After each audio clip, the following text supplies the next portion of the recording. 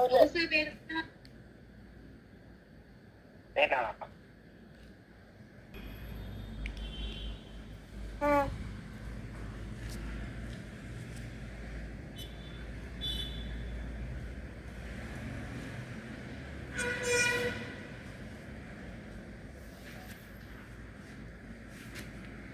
ඔන්න හරි. ඉතල බලන් ඉන්න. ඈ? එන. එන. අවුස. ඔය ලැබුණා මේසෙට වැටුණා.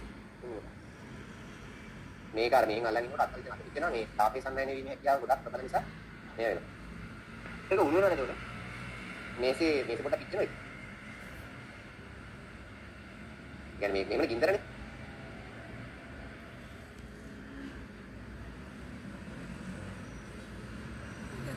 එනනේ. එන.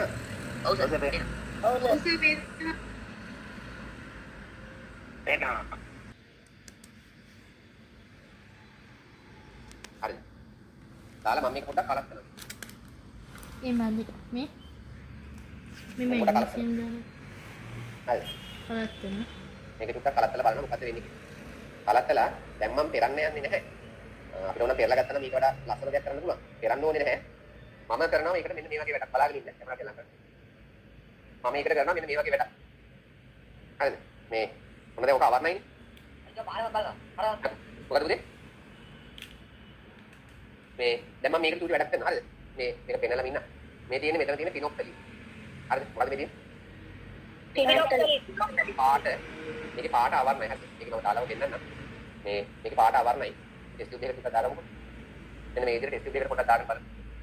right. මෙන්න මේ විදිහට දැම්මම මේක මේ සම්පූර්ණයෙන් අවර්ණයි මේ.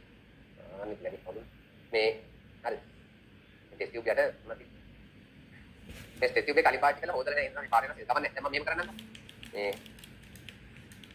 මම මේ අර දී කරගත්ත මේවා ටික තියෙනවා නේද? මැග්නීසියම් හයිඩ්‍රොක්සයිඩ් ටික. මම ඒකට පිනොක්සලින් පොඩ්ඩක් දානවා.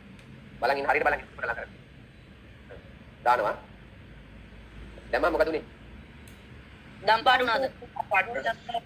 මොකද උනේ? ඒ කොහොමද ඒ දම් පාඩුනේ? मैग्नीशियम हाइड्रोक्साइड बसने आपके साथ අන්න හරි වෙරි ගුඩ්. මැග්නීසියම් හයිඩ්‍රොක්සයිඩ් බස්මයක් පිනොක්සලින් කියන එක බස්මයක් එක්ක සම්බන්ධ වුණාම මොකද වෙන්නේ?